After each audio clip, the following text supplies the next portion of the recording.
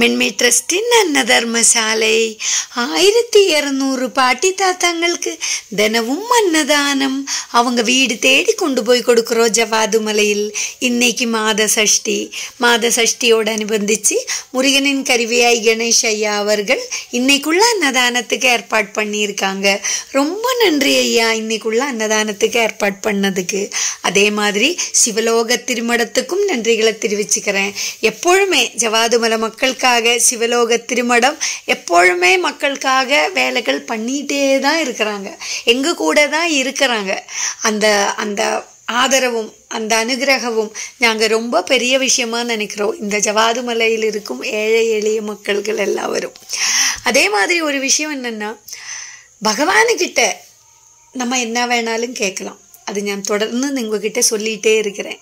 இந்த பிரபஞ்சம் இந்த பஞ்சபூத சக்திகளால் தான் நம்மளோட உடம்பும் இந்த உலகமும் ஏங்கிட்டு இருக்கேன். அதுவும் நம்மளுக்கு தெரிஞ்ச விஷயம்தான். ஆனால் இதுக்குள்ள ஒரு சூஷ்மமான ரகசியம் என்னன்னா, இந்த பஞ்சபூத சக்திகள் நம்மள என்ன நினைக்கிறாங்களோ அது நம்மளுக்கு கொடுப்பாங்க. அது நம்ம பூர்ணமாகவும் நம்பணும்.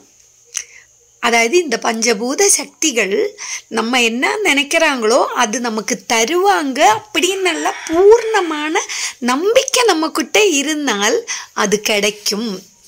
அதுக்கு உதாரணமே நானே நிறைய விஷயங்கள் இந்த மக்களுக்காக பண்ணணும்னு நினச்சி பகவானுக்கிட்ட விண்ணப்பம் வைக்கிறோம். அது பூர்ணமாகவும் நான் நம்புகிறேன், அது நடந்துடுச்சு. ஒரு வண்டி வாங்கணும் அப்படின்னு நினைக்கிறோம். ஒரு எக்ஸாம்பிள் சொல்கிறோம். அந்த வண்டி வாங்கிச்சு, இந்த பஞ்சபூத சக்திகள் நமக்கு அது தந்துச்சு அப்படின்னு நினச்சாலே அந்த விஷயம் ஆட்டோமேட்டிக்காக நடக்கும். அதுதான் இந்த பிரபஞ்ச சக்தி.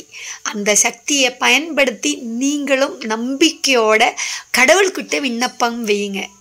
நன்றி, வணக்கம்.